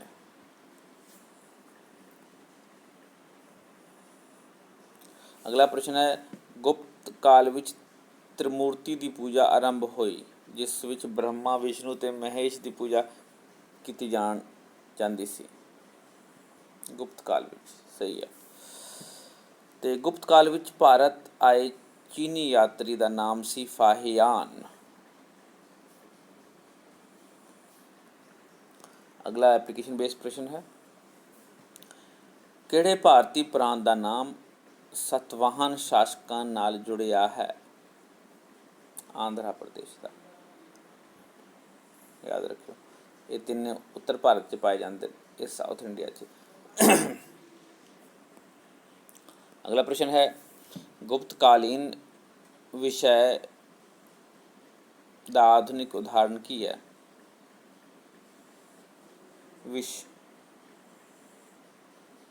ਪਟਿਆਲਾ ਜ਼ਿਲ੍ਹਾ। ਗੁਪਤ ਕਾਲ ਵਿੱਚ ਆਧੁਨਿਕ ਅਧਿਆਪਕਾਂ ਵਾਲਾ ਕਾਰਜ ਸਿੱਖਿਆ ਦੇਣ ਵਾਲਾ, ਯਾਨੀ ਕਿ ਬ੍ਰਾਹਮਣ ਕਰਦੇ ਸਨ। ਸਹੀ। ਗੁਪਤ ਕਾਲ ਵਿੱਚ ਬਣਿਆ ਤਿਗਵਾ ਦਾ ਵਿਸ਼ਨੂੰ ਮੰਦਰ ਆਧੁਨਿਕ ਭਾਰਤ ਦੇ ਡੈਸ਼ ਰਾਜ ਵਿੱਚ ਹੈ? ਮੱਧ ਪ੍ਰਦੇਸ਼ ਦੇ ਵਿੱਚ। ਅਗਲਾ ਪ੍ਰਸ਼ਨ ਹੈ, ਗੁਪਤ ਕਾਲ ਨੂੰ ਭਾਰਤ ਦਾ ਸੁਨਹਿਰੀ ਕਾਲ ਮੰਨਿਆ ਜਾਂਦਾ ਹੈ, ਕਿਉਂਕਿ ਇਹ ਕਾਲ ਸਰਵਪੱਖੀ ਪ੍ਰਗਤੀ ਦਾ ਕਾਲ ਸੀ। ਸਹੀ। ਇੱਥੇ ਵੀ ਪਰ ਮਤਭੇਦ ਹੈ। ਬਹੁਤ ਸਾਰੇ ਵਿਦਵਾਨਾਂ ਦਾ ਕਹਿਣਾ ਕਿ ਗੁਪਤ ਕਾਲ ਦੇ ਵਿੱਚ ਬੁੱਧ ਧਰਮ ਨੂੰ ਖਤਮ ਕਰ ਦਿੱਤਾ ਗਿਆ ਉਸ ਔਰ ਜਾਤੀ ਪ੍ਰਥਾ ਬਹੁਤ ਉਗਰ ਰੂਪ 'ਚ ਹੋ ਗਿਆ। ਅਤੇ ਅੱਜ ਦੀ ਜੋ ਜਾਤੀ ਪ੍ਰਥਾ ਮੇਨ ਰੂਪ 'ਚ ਦੇਖਦੇ ਹਾਂ ਉਹ ਗੁਪਤ ਕਾਲ ਦੀ ਦੇਣ ਹੈ, ਜਿਸ ਦੇ ਕਾਰਨ ਭਾਰਤ ਦੇ ਤਕਰੀਬਨ 80-85% ਲੋਕਾਂ ਨੂੰ ਜਿਹੜਾ ਹੈ ਸ਼ੂਦਰ ਘੋਸ਼ਿਤ ਕਰ ਦਿੱਤਾ ਗਿਆ ਸੀਗਾ। ਅਤੇ ਇਹ ਕੰਟਰੋਵਰਸੀਅਲ ਹੈ, ਪਰ ਆਪਾਂ ਇੱਥੇ ਇਸ ਨੂੰ ਸਹੀ ਲੈ ਕੇ ਚੱਲਾਂਗੇ, ਯਾਦ ਰੱਖਣਾ ਤੁਸੀਂ। ਵਰਧਨ ਕਾਲ। ਹਰਸ਼ਵਰਧਨ ਦਾ ਦਰਬਾਰੀ ਕਵੀ ਸੀ ਬਾਣ ਭੱਟ। ਉਸਨੇ ਹਰਸ਼ਚਰਿਤ ਨਾਮਕ ਜਿਹੜੀ ਬੁੱਕ ਲਿਖੀ ਹੈ ਹਰਸ਼ਵਰਧਨ ਦੇ ਉੱਤੇ। ਉਸ ਤੋਂ ਬਾਅਦ ਆਰੰਭ ਵਿੱਚ ਹਰਸ਼ਵਰਧਨ ਕਿਸ ਮਤ ਦਾ ਉਪਾਸਕ ਸੀ? ਸ਼ੈਵ ਮਤ ਦਾ, ਯਾਨੀ ਕਿ ਸ਼ਿਵ ਜੀ ਦੀ ਪੂਜਾ ਕਰਨ ਵਾਲੇ ਜਿਹੜੇ ਹੁੰਦੇ ਉਹ ਸ਼ੈਵ ਮਤ ਦੇ ਉਪਾਸਕ ਹੁੰਦੇ ਨੇ। ਅਗਲਾ ਪ੍ਰਸ਼ਨ ਹੈ, ਚੀਨੀ ਯਾਤਰੀ ਹਿਊਨ ਸਾਂਗ ਕਿਸ ਦੇ ਰਾਜ ਦੇ ਸਮੇਂ 'ਚ ਆਏ ਸੀਗੇ? ਹਰਸ਼ ਦੇ ਸਮੇਂ 'ਚ ਆਏ ਸੀ, ਹਰਸ਼ਵਰਧਨ ਸਮੇਂ 'ਚ। ਹਰਸ਼ਵਰਧਨ ਦੇ ਰਾਜਕਾਲ ਵਿੱਚ ਸਿੱਖਿਆ ਦਾ ਮਹੱਤਵਪੂਰਨ ਕੇਂਦਰ ਕਿਹੜਾ ਸੀ? ਨਾਲੰਦਾ ਸੀ। ਨਾਲੰਦਾ ਜੋ ਕਿ ਬਿਹਾਰ ਦੇ ਵਿੱਚ ਹੈ, ਪਟਨਾ ਤੋਂ ਅੱਗੇ ਜਾ ਕੇ ਨਾਲੰਦਾ ਜਗ੍ਹਾ ਹੈ। ਨਾਲੰਦਾ ਵੀ ਇੱਕ ਪ੍ਰਮੁੱਖ ਕੇਂਦਰ ਬੁੱਧ ਧਰਮ ਦਾ ਸੀ, ਉਸ ਵੇਲੇ ਬੁੱਧ ਐਜੂਕੇਸ਼ਨ ਦਾ ਸੀ ਪਹਿਲਾਂ। ਅੱਗੇ ਹਰਸ਼ਵਰਧਨ ਦੀ ਆਮਦਨ ਦਾ ਮੁੱਖ ਸਰੋਤ ਡੈਸ਼ ਸੀ। ਭੂਮੀਕਰ ਸੀ। ਉਦਯੋਗ ਉਸ ਵੇਲੇ ਨਹੀਂ ਸਨ, ਨਜ਼ਰਾਨੇ ਦੂਸਰੇ ਲੋਕ ਦਿੰਦੇ ਸਨ, ਅਤੇ ਧਾਤੂ ਕਰ ਵੀ ਨਹੀਂ ਸੀ, ਅਤੇ ਭੂਮੀਕਰ ਸੀ। ਅਗਲਾ ਪ੍ਰਸ਼ਨ ਹੈ, ਹਰਸ਼ਵਰਧਨ ਨੇ ਕਨੌਜ ਆਪਣੇ ਰਾਜ ਦੀ ਰਾਜਧਾਨੀ ਕਿਉਂ ਬਣਾਈ ਸੀ? ਕਨੌਜ ਉੱਚੀ ਥਾਂ ਵਸਿਆ ਹੋਇਆ ਨਗਰ ਸੀ, ਸਹੀ ਹੈ। ਇਹ ਦੁਆਬ ਦੇ ਵਿੱਚ ਸੀ, ਯਾਨੀ ਕਿ ਦੋ ਪਾਣੀਆਂ ਦੇ ਵਿੱਚ ਵਿਚਕਾਰ ਸੀ। ਜੇ ਕਿਸੇ ਨੇ ਆਉਣਾ ਸੀ ਤਾਂ ਉਹਨਾਂ ਨੂੰ ਪਾਣੀ ਪਾਰ ਕਰਕੇ ਆਉਣਾ ਸੀ, ਪੈਣਾ ਸੀ ਉੱਥੇ, ਇਸ ਕਰਕੇ ਵੀ ਸੀ। ਔਰ ਇੱਥੇ ਜਲ ਅਤੇ ਥਲ ਮਾਰਗ ਦੁਆਰਾ ਪਹੁੰਚਣਾ ਆਸਾਨ ਸੀ, ਇਹ ਵੀ ਸਹੀ ਸੀ। ਯਾਨੀ ਕਿ ਉਪਰੋਕਤ ਸਾਰੇ ਇਹਦੇ ਆਨਸਰ ਹੈਗੇ। ਹਰਸ਼ਵਰਧਨ ਨੇ ਉੱਤਰੀ ਅਤੇ ਪੂਰਬੀ ਭਾਰਤ ਵਿੱਚ ਸ਼ਕਤੀਸ਼ਾਲੀ ਰਾਜ ਸਥਾਪਿਤ ਕੀਤਾ। ਕਿਹੜਾ ਉਸਦਾ ਰਾਜ ਵਿੱਚ ਸ਼ਾਮਿਲ ਨਹੀਂ ਸੀ? ਕਰਨਾਟਕ ਉਸਦੇ ਰਾਜ ਵਿੱਚ ਸ਼ਾਮਿਲ ਨਹੀਂ ਸੀ। ਕਿਹੜਾ ਗ੍ਰੰਥ ਹਰਸ਼ਵਰਧਨ ਦੀ ਰਚਨਾ ਨਹੀਂ ਹੈ? ਪ੍ਰਿਯਦਰਸ਼ਿਕਾ ਹੈ? ਨਹੀਂ ਹੈ। ਪ੍ਰਿਯਦਰਸ਼ਿਕਾ ਹੈ।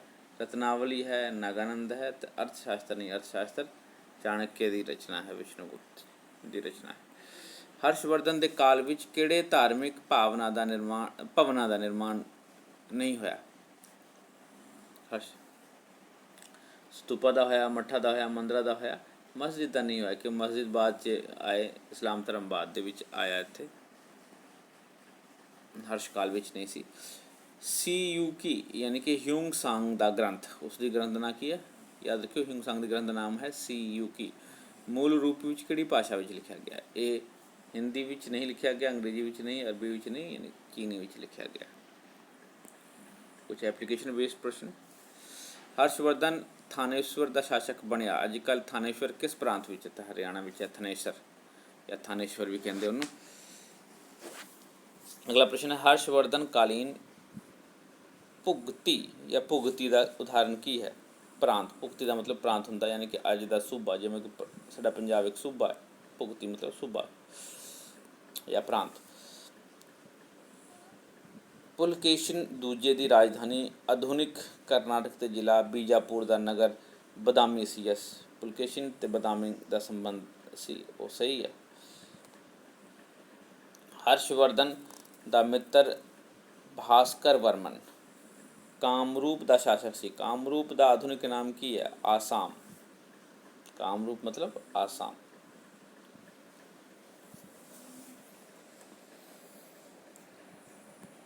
ਅੱਗੇ ਚੱਲਦੇ। ਆਧੁਨਿਕ ਭਾਰਤ ਦੇ ਰਾਸ਼ਟਰਪਤੀ ਵਾਂਗ ਹਰਸ਼ਵਰਧਨ ਆਪਣੀ ਸੈਨਾ ਦਾ ਸਰਵੋੱਚ ਸੈਨਾਪਤੀ ਸੀ, ਯਾਨੀ ਕਮਾਂਡਰ ਸੀ, ਸਹੀ ਹੈ। ਅਗਲਾ ਪ੍ਰਸ਼ਨ ਚੱਲਦੇ हैं। ਰਾਜਪੂਤ ਕਾਲ। ਪਾਲ ਵੰਸ਼ ਦਾ ਮੋਢੀ ਕੌਣ ਸੀ? ਤੇ ਗੋਪਾਲ ਸੀ, ਗੋਪਾਲ ਯਾਦ ਰੱਖਣਾ। ਰਾਜਪੂਤ ਕਾਲ ਵਿੱਚ ਬਣਿਆ ਤੰਜੌਰ ਦਾ ਸ਼ਿਵ ਮੰਦਿਰ ਦੱਖਣੀ ਭਾਰਤ ਦੇ ਸਾਰੇ ਮੰਦਿਰਾਂ ਵਿੱਚੋਂ ਸੁੰਦਰ ਹੈ, ਸਹੀ ਹੈ। ਤਰਾਇਨ ਦੀ ਪਹਿਲੀ ਲੜਾਈ 1526 ਈਸਵੀ ਵਿੱਚ ਹੋਈ ਸੀ, ਯਸ ਸਹੀ ਹੈ। ਰਾਜਪੂਤ ਕਾਲ ਵਿੱਚ ਔਰਤਾਂ ਦੀ ਨਿਮਨ ਸਥਿਤੀ ਦਾ ਉਦਾਹਰਨ ਮਿਲਦਾ ਹੈ। ਕਿਹਨਾਂ ਗੱਲਾਂ ਤੋਂ ਇਹ ਪਤਾ ਲੱਗਦਾ ਹੈ? ਸਤੀ ਪ੍ਰਥਾ ਤੋਂ, ਕੰਨਿਆ ਹੱਤਿਆ ਤੋਂ, ਪਰਦਾ ਪ੍ਰਥਾ ਤੋਂ। ਸਹੀ ਹੈ, ਇਹ ਸਾਰੇ ਆਨਸਰ ਸਹੀ ਹੈ। ਸ਼ਿਵ ਦੇ ਨਟਰਾਜ ਰੂਪ ਦੀਆਂ ਮੂਰਤੀਆਂ ਡੈਸ਼ ਕਾਲ ਵਿੱਚ ਬਣਾਈਆਂ ਗਈਆਂ? ਚੋਲਾ ਕਾਲ ਵਿੱਚ।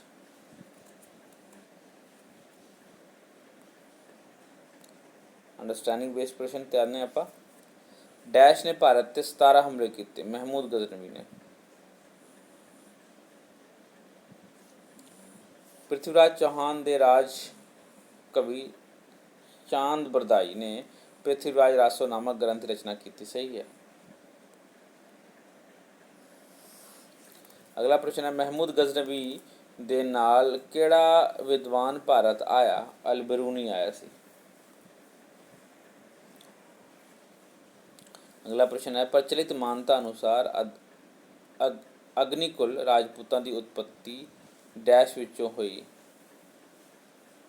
ਅਗਨੀਕੁਲ ਇਹਨਾਂ ਰਾਜਪੂਤਾਂ ਦੀ ਜਿਹੜੀ ਹੈ ਅਗਨੀ ਵਿੱਚੋਂ ਹੋਈ, ਯਾਨੀ ਕਿ ਅਗਨੀਕੁੰਡ ਦੇ ਵਿੱਚੋਂ ਹੋਈ ਉਤਪਤੀ। ਕਨੌਜ ਲਈ ਹੋਏ ਤਿਕੋਣੇ ਸੰਘਰਸ਼ ਵਿੱਚ ਕਿਹੜੀਆਂ ਸ਼ਕਤੀਆਂ ਸ਼ਾਮਲ ਸਨ? ਕਨੌਜ ਨੂੰ ਜਿੱਤਣਾ ਚਾਹੁੰਦੇ ਸੀਗੇ। ਇਹ ਸੀ ਰਾਸ਼ਟਰਕੂਟ, ਪਾਲ ਤੇ ਪ੍ਰਤੀਹਾਰ। ਰਾਸ਼ਟਰਕੂਟ, ਪਾਲ ਤੇ ਪ੍ਰਤੀਹਾਰ। ਤੇ ਹੁਣ ਦੇਖੋ ਇਹਦੇ 'ਚ ਜਿੱਥੇ ਜਿੱਥੇ ਮੁਗਲ ਆ ਗਿਆ ਉਹ ਨਹੀਂ ਹੋਣਗੇ। ਇਹ ਤਿੰਨੇ 'ਚ ਮੁਗਲ ਦਾ ਆਪਸ਼ਨ ਹੈ, ਤਾਂ ਮਤਲਬ ਇਹ ਤਿੰਨੇ ਨਹੀਂ ਹਨ। ਇੱਦਾਂ ਕਰਕੇ ਵੀ ਤੁਸੀਂ ਆਨਸਰ 'ਤੇ ਪਹੁੰਚ ਸਕਦੇ ਹੋ। ਅਗਲਾ ਪ੍ਰਸ਼ਨ ਹੈ, ਰਾਸ਼ਟਰਕੂਟ ਸ਼ਾਸਕ ਕ੍ਰਿਸ਼ਨ ਪਹਿਲੇ ਦੁਆਰਾ ਬਣਵਾਇਆ ਇਲੋਰਾ ਕੈਲਾਸ਼ਨਾਥ ਮੰਦਿਰ ਆਧੁਨਿਕ ਭਾਰਤ ਦੇ ਕਿਸ ਰਾਜ ਵਿੱਚ ਹੈ? ਮਹਾਰਾਸ਼ਟਰ ਵਿੱਚ। ਰਾਜਪੂਤ ਕਾਲੀਨ ਕਿਹੜੀ ਪ੍ਰਥਾ ਅੱਜ ਵੀ ਹਿੰਦੂ ਸਮਾਜ ਵਿੱਚ ਪ੍ਰਚਲਿਤ ਹੈ? ਯੱਗ ਤੇ ਹਵਨ। ਰਾਜਪੂਤ ਕਾਲ ਵਿੱਚ ਸਾਮੰਤਾਂ ਦੁਆਰਾ ਕਿਸਾਨਾਂ ਦਾ ਸ਼ੋਸ਼ਣ ਕੀਤਾ ਜਾਂਦਾ ਸੀ, ਜਿਸ ਕਰਕੇ ਕਿਸਾਨਾਂ ਦੀ ਦਸ਼ਾ ਬਹੁਤ ਖਰਾਬ ਹੋ ਗਈ ਸੀ। ਸਹੀ ਹੈ। ਕਿਹੜੇ ਸ਼ਾਸਕਾਂ ਵੱਲੋਂ ਆਧੁਨਿਕ ਪੰਚਾਇਤੀ ਰਾਜ ਵਾਂਗ ਸਥਾਨਕ ਸਵੈ ਸ਼ਾਸਨ ਲਾਗੂ ਕੀਤਾ ਗਿਆ ਸੀ? ਚੋਲਾ ਸ਼ਾਸਕਾਂ ਦੁਆਰਾ। ਤਰਾਇਨ, ਜਿੱਥੇ ਪ੍ਰਿਥਵੀਰਾਜ ਚੌਹਾਨ ਤੇ ਮਹਿਮੂਦ ਗੌਰੀ ਦੀ ਲੜਾਈ ਹੋਈ ਸੀ, ਅੱਜ ਕੱਲ੍ਹ ਭਾਰਤ ਦੇ ਹਰਿਆਣਾ ਰਾਜ ਵਿੱਚ ਹੈ ਤਰਾਇਨ। ਸਹੀ ਹੈ।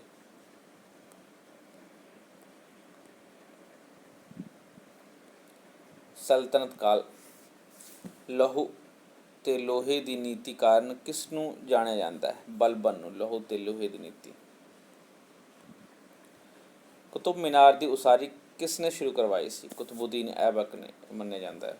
ਅੱਗੇ ਹੈ ਅਲਾਦੀਨ, ਔਰ ਇਹਦੇ ਬਾਰੇ ਵੀ ਕਈ ਲੋਕਾਂ ਨੇ ਕੀ ਕਹਿੰਦੇ ਕੰਟਰੋਵਰਸੀ ਕਰਨ ਦੀ ਕੋਸ਼ਿਸ਼ ਕੀਤੀ ਹੈ, ਬਟ ਇਹੀ ਮੰਨਿਆ ਜਾਂਦਾ ਹੈ ਹਿਸਟੋਰੀਕਲੀ। ਤੇ ਕੁਤਬੁਦੀਨ ਐਬਕ ਨੇ। ਅਲਾਦੀਨ ਖਿਲਜੀ ਗੁਲਾਮ ਵੰਸ਼ ਦਾ ਸ਼ਾਸਕ ਸੀ? ਗਲਤ ਹੈ।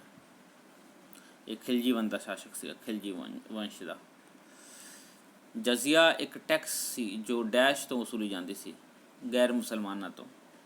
ਇਹ ਬੇਸਿਕਲੀ ਧਾਰਮਿਕ ਕਰ ਸੀ, ਧਾਰਮਿਕ ਸਥਾਨਾਂ ਨੂੰ ਵਿਜ਼ਿਟ ਕਰਨ ਦੀ ਕਰ, ਔਰ ਜੋ ਕਿ ਮੁਸਲਿਮ ਸ਼ਾਸਕਾਂ ਨੇ ਹੀ ਲਗਾਇਆ ਸੀ। ਕੁਛ ਬਾਅਦ 'ਚ ਅਕਬਰ ਨੇ ਇਹਨੂੰ ਮਾਫ਼ ਕਰ ਦਿੱਤਾ ਸੀ। ਉਸ ਤੋਂ ਬਾਅਦ ਫਿਰ ਔਰੰਗਜ਼ੇਬ ਨੇ ਸ਼ੁਰੂ ਕੀਤਾ ਸੀ। ਇਹ ਕਾਫੀ ਵਿਵਾਦਾਂ 'ਚ ਵੀ ਰਿਹਾ ਹੈ ਇਹ ਕਰ। ਅੱਗੇ ਰਜ਼ੀਆ ਸੁਲਤਾਨ ਕਿਸ ਦੀ ਪੁੱਤਰੀ ਸੀ? ਇਹ ਇਲਤਤਮਿਸ਼ ਦੀ ਸੀਗੀ।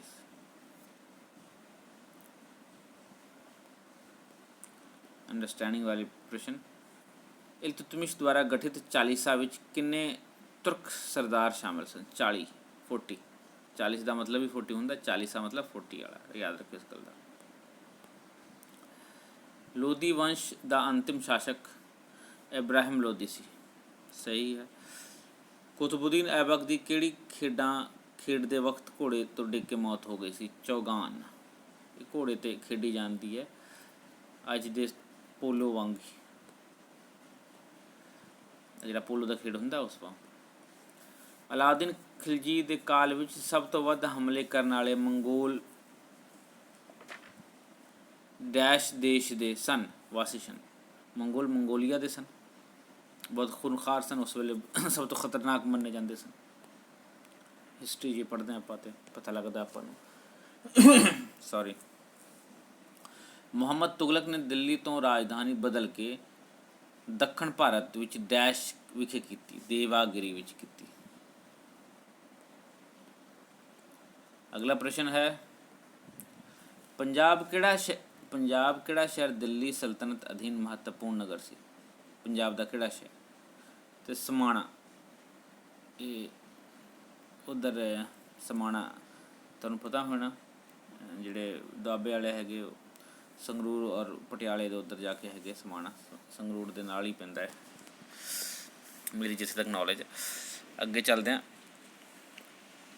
ਸਿਕੰਦਰ ਲੋਧੀ ਨੇ ਭਾਰਤ ਦਾ ਕਿਹੜਾ ਆਧੁਨਿਕ ਸ਼ਹਿਰ ਵਸਾਇਆ ਸੀ? ਆਗਰਾ, ਕਿਉਂਕਿ ਪਟਿਆਲਾ ਨਹੀਂ ਵਸਾਇਆ ਸੀ ਉਹਨੇ, ਦਿੱਲੀ ਵੀ ਨਹੀਂ ਵਸਾਇਆ ਸੀ, ਤੇ ਉੱਪਰੋਂ ਇਹ ਆਗਰਾ ਆਪਣਾ। ਜਿਸ ਤਰ੍ਹਾਂ ਅੱਜ ਕੱਲ੍ਹ ਕਿਸਾਨਾਂ ਦੇ ਮਦਦ ਕਰਨ ਲਈ ਖੇਤੀਬਾੜੀ ਵਿਭਾਗ ਸਥਾਪਿਤ ਕੀਤਾ ਗਿਆ ਹੈ, ਮੁਹੰਮਦ ਤੁਗਲਕ ਦੁਆਰਾ ਸਥਾਪਿਤ ਦੀਵਾਨੇ ਕੋਹੀ ਵਿਭਾਗ ਵੀ ਕਿਸਾਨਾਂ ਦੇ ਮਦਦ ਲਈ ਬਣਾਇਆ ਗਿਆ ਸੀ। ਇਹ ਸਹੀ ਹੈ। ਤੁਗਲਕਾਂ ਨੇ ਖੇਤੀਬਾੜੀ 'ਤੇ ਵੀ ਕਾਫੀ ਕੰਮ ਕੀਤਾ ਸੀ। ਅੱਗੇ ਚੱਲਦੇ ਹਾਂ। ਫਿਰੋਜ਼ ਸ਼ਾਹ ਤੁਗਲਕ ਦਾ ਵਸਾਇਆ ਨਗਰ ਡੈਸ਼ ਅੱਜ ਕੱਲ੍ਹ ਭਾਰਤੀ ਪੰਜਾਬ ਦਾ ਇੱਕ ਜ਼ਿਲ੍ਹਾ ਹੈ, ਫਿਰੋਜ਼ਪੁਰ। ਫਿਰੋਜ਼ ਸ਼ਾਹ ਉਹਦੇ ਨਾਂ 'ਤੇ ਫਿਰੋਜ਼ਪੁਰ ਪਿਆ।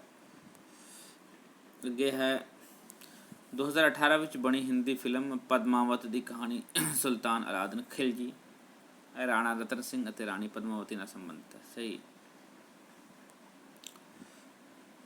ਤੇ ਅਗਲਾ ਪ੍ਰਸ਼ਨ ਹੈ, ਦੱਖਣ ਭਾਰਤ ਦੇ ਰਾਜ। ਬਾਹਮਣੀ ਰਾਜ ਦੇ ਨੀਂਹ ਮੁਗਲ ਸ਼ਾਸਕਾਂ ਨੇ ਰੱਖੀ ਸੀ। ਗਲਤ ਹੈ, ਇਹ ਆਨਸਰ ਹੈ ਗਲਤ, ਕਿਉਂਕਿ ਬਾਹਮਣੀ ਸ਼ਾਸਕ ਰਾਜ ਬਾਹਮਣੀ ਸਰਦਾਰਾਂ ਨੇ ਰੱਖੀ ਸੀ। ਵਿਜੇਨਗਰ ਸਾਮਰਾਜ ਅਧੀਨ ਪ੍ਰਾਂਤ ਦੇ ਮੁਖੀ ਡੈਸ਼ ਨੂੰ ਕਿਹਾ ਜਾਂਦਾ ਸੀ? ਨਾਇਕ ਨੂੰ ਕਿਹਾ ਜਾਂਦਾ ਸੀ। ਪ੍ਰਾਂਤ ਦੇ ਮੁਖੀ ਨੂੰ ਨਾਇਕ ਕਿਹਾ ਜਾਂਦਾ ਸੀ। ਵਿਜੇਨਗਰ ਸਾਮਰਾਜ ਦੀ ਸਥਾਪਨਾ ਹਰੀਹਰ ਅਤੇ ਬੁੱਕਾ ਨਾਂ ਦੇ ਦੱਖਣ ਭਾਰਤ ਵਿੱਚ ਕੀਤਾ ਸੀ। ਦੋ ਭਰਾਵਾਂ ਨੇ ਹਰੀਹਰ ਅਤੇ ਬੁੱਕਾ ਨਾਮਕ। ਸਹੀ ਹੈ। ਵਿਜੇਨਗਰ ਸਾਮਰਾਜ ਅਧੀਨ ਨਾਡੂ ਜਾਂ ਕੋਟਮ ਕਿਸ ਨੂੰ ਕਹਿੰਦੇ ਸਨ? ਜ਼ਿਲ੍ਹੇ ਨੂੰ ਕਹਿੰਦੇ ਸਨ। ਨਾਡੂ ਤਮਿਲਨਾਡੂ ਯਾਨੀ ਕੋਟਮ, ਯਾਨੀ ਕਿ ਇੱਕ ਜ਼ਿਲ੍ਹਾ ਹੋ ਗਿਆ ਕੋਟਮ, ਇੱਕ ਕੋਟ, ਇੱਕ ਏਰੀਆ, ਖੇਤਰ। ਬਾਹਮਣੀ ਰਾਜ ਕਿਸ ਕਾਲ ਵਿੱਚ ਸਥਾਪਿਤ ਹੋਇਆ ਸੀ? ਸਲਤਨਤ ਕਾਲ ਵਿੱਚ। ਅਗਲਾ ਪ੍ਰਸ਼ਨ ਹੈ, ਡੈਸ਼ ਬਾਹਮਣੀ ਰਾਜ ਦਾ ਮੋਢੀ ਅਤੇ ਸ਼ਕਤੀਸ਼ਾਲੀ ਸ਼ਾਸਕ ਸੀ? ਅਲਾਉਦੀਨ ਬਾਹਮਨ ਸ਼ਾਹ, ਬਾਹਮਨ ਅਲਾ, ਇਹ ਬਾਹਮਨ ਸਰਦਾਰ ਸੀ ਜਿਨ੍ਹਾਂ ਨੇ ਸਥਾਪਿਤ ਕੀਤਾ ਸੀ। ਅੱਗੇ ਹੈ, ਨਿਜ਼ਾਮੁਲ ਮੁਲਕ ਨੇ ਅਹਿਮਦਨਗਰ ਵਿੱਚ ਨਿਜ਼ਾਮ ਸ਼ਾਹੀ ਸ਼ਾਸਨ ਦੀ ਸਥਾਪਨਾ ਕੀਤੀ। ਬਿਲਕੁਲ ਸਹੀ ਹੈ। ਕ੍ਰਿਸ਼ਨ ਦੇਵ ਰਾਏ ਨੇ ਵਿਜੇਨਗਰ ਦੇ ਨੇੜੇ ਆਪਣੀ ਮਾਤਾ ਨਗਲਾ ਦੇਵੀ ਦੇ ਨਾਮ 'ਤੇ ਨਗਲਾਪੁਰ ਸ਼ਹਿਰ ਵਸਾਇਆ ਸੀ। ਉਹਨਾਂ ਦੀ ਮਾਤਾ ਦਾ ਨਾਮ ਨਗਲਾ ਦੇਵੀ ਸੀ ਅਤੇ ਉਹਦੇ ਨਾਂ 'ਤੇ ਨਾਗਲਾ। ਅਗਲਾ ਪ੍ਰਸ਼ਨ ਹੈ, ਵਿਜੇਨਗਰ ਸਾਮਰਾਜ ਅਧੀਨ ਕਿਸ ਭਾਸ਼ਾ ਦਾ ਵਿਕਾਸ ਸਭ ਤੋਂ ਵੱਧ ਹੋਇਆ? ਤੇ ਤੇਲਗੂ ਭਾਸ਼ਾ ਦਾ ਵਿਕਾਸ ਹੋਇਆ। ਬਾਹਮੀ ਸ਼ਾਸਕਾਂ ਦੀ ਰਾਜਧਾਨੀ ਰਹੇ ਨਗਰ ਗੁਲਬਰਗਾ ਅਤੇ ਬਿਦਰ ਆਧੁਨਿਕ ਭਾਰਤ ਦੇ ਕਿਹੜੇ ਪ੍ਰਾਂਤ ਦੇ ਵਿੱਚ ਸਥਿਤ ਹੈ? ਤੇ ਕਰਨਾਟਕਾ 'ਚ ਹੈ। ਬਿਦਰ ਤੇ ਗੁਲਬਰਗਾ ਯਾਦ ਰੱਖਣਾ। ਅਗਲਾ ਪ੍ਰਸ਼ਨ ਹੈ, ਵਿਸ਼ਵ ਪ੍ਰਸਿੱਧ ਹੀਰਾ ਕੋਹਿਨੂਰ ਦੱਖਣ ਦੇ ਕਿਸ ਰਾਜ ਵਿੱਚੋਂ ਮਿਲਿਆ ਸੀ? ਇਹ ਗੋਲਕੁੰਡਾ ਤੋਂ ਮਿਲਿਆ ਸੀ, ਕੁਤਬ ਸ਼ਾਹੀ ਰਾਜ ਗੋਲਕੁੰਡਾ ਤੋਂ। ਵਿਜੇਨਗਰ ਸਾਮਰਾਜ ਦੇ ਰਾਜਧਾਨੀ ਰਹੇ ਨਗਰ ਵਿਜੇਨਗਰ ਦਾ ਆਧੁਨਿਕ ਨਾਮ ਹੰਪੀ ਹੈ ਤੇ ਇਹ ਕਰਨਾਟਕਾ ਵਿੱਚ ਸਥਿਤ ਹੈ। ਬਿਲਕੁਲ ਸਹੀ ਹੈ, ਹੰਪੀ ਕਰਨਾਟਕਾ 'ਚ ਹੈ ਤੇ ਇਹ ਵਿਜੇਨਗਰ ਹੁੰਦਾ ਸੀ ਕਦੇ। ਅੱਗੇ ਬਾਹਮਣੀ ਰਾਜ ਦੇ ਤਰਫ ਦਾ ਆਧੁਨਿਕ ਉਦਾਹਰਨ ਕਿਹੜਾ ਹੈ? ਤਰਫ ਯਾਨੀ ਪੰਜਾਬ ਪ੍ਰਾਂਤ।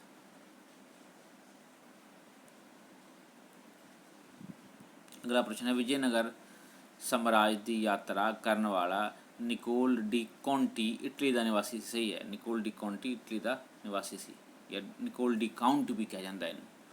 ਇਹ ਸਹੀ ਹੈ। ਇਹ ਹਨ ਮਹੱਤਵਪੂਰਨ ਪ੍ਰਸ਼ਨ ਤੁਹਾਡੀ ਦੁਹਰਾਈ ਲਈ। ਉਮੀਦ ਹੈ ਕਿ ਤੁਹਾਨੂੰ ਵਧੀਆ ਲੱਗੇਗਾ ਅਤੇ ਤੁਹਾਡੇ ਐਗਜ਼ਾਮ ਲਈ ਬੈਸਟ ਆਫ ਲੱਕ। ਜੇ ਕੋਈ ਕੁਐਸਚਨ ਪੇਪਰ ਮਿਲਦਾ ਹੈ ਤਾਂ ਉਸ ਨਾਲ ਵੀ ਆਪਾਂ ਡਿਸਕਸ ਕਰਾਂਗੇ। Thank you, take care, best ਵਿਸ਼ੇਸ।